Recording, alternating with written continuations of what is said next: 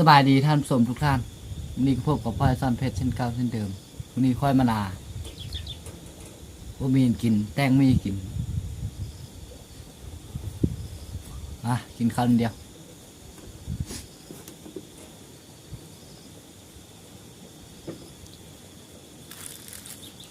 มีแก้วเผ็ดดิบครับ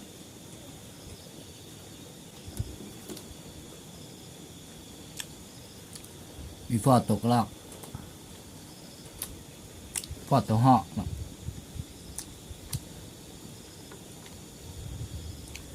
แกงมีเนาะมา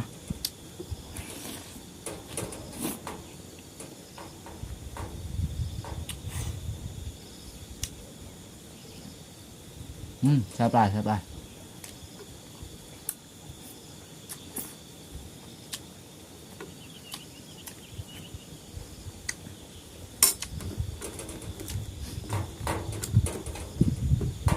ข้าวเดียวเด้อจำเจ้าไปติบข้าวผัก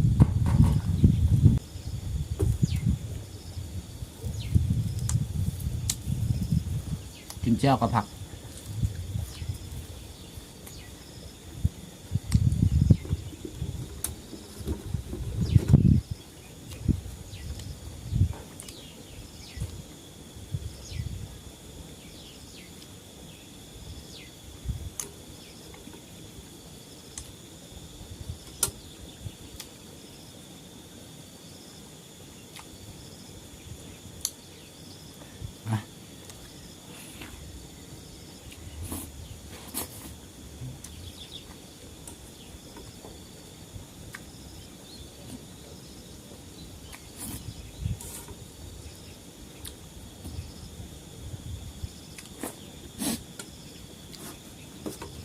หักลายครับ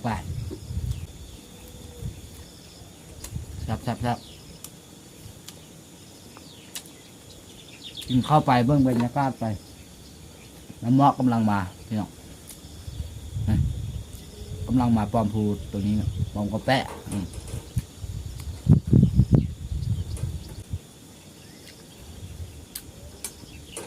หนักก็อย่าลืมกดไลค์กดซับสไครต์กดแชร์ค่อยเด้อ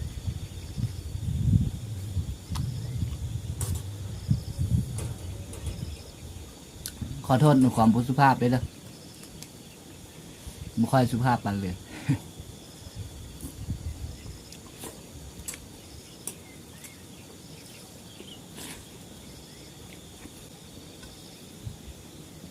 บรรยากาศโคตรดี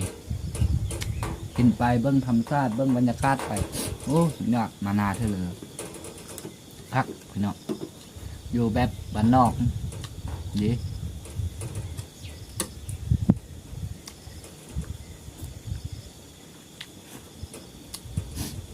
คนในเมืองอาจไม่เคยสัมผัสบรรยากาศแบบนี้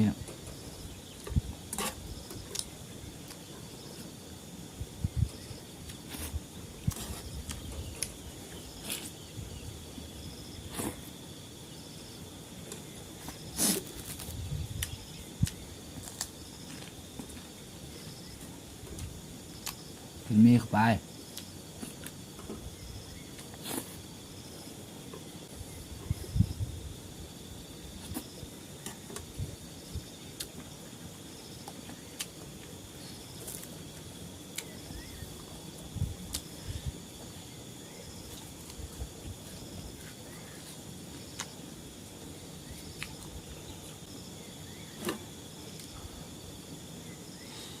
นะนี่ช่วงนี้ไม่ค่อยสบายพี่น้องเป็นวัด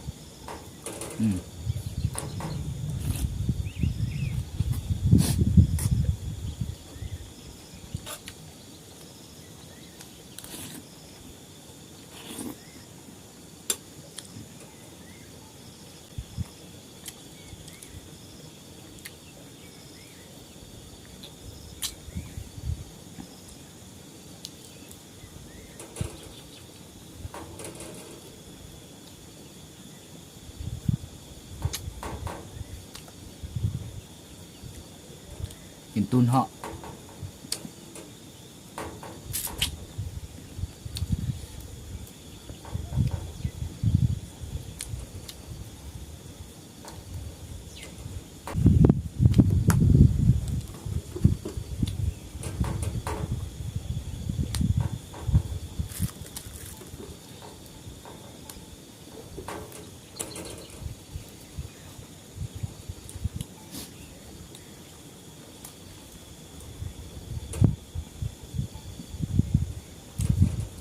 ลืมไปเก็บผักนอกมากับ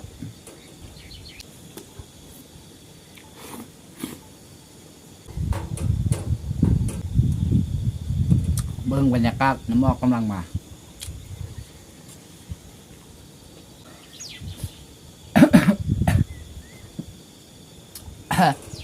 แซ่บเองจนสมักว่าอันตาได้พักเนาะถ้าเป็นวัดร้ายพอทนกับความพุทธภาพไปแล้ว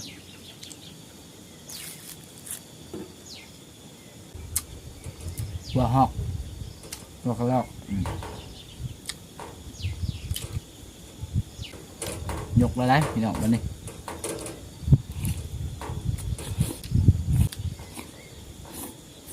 มาฮอดนี้ขอจบคลิปเพียงเท่านี้ก็เด้อพี่น้องคันมักก็อย่าลืมกดไลค์กดซับสไครต์กดแชร์ให้เด้ออีกเยอะ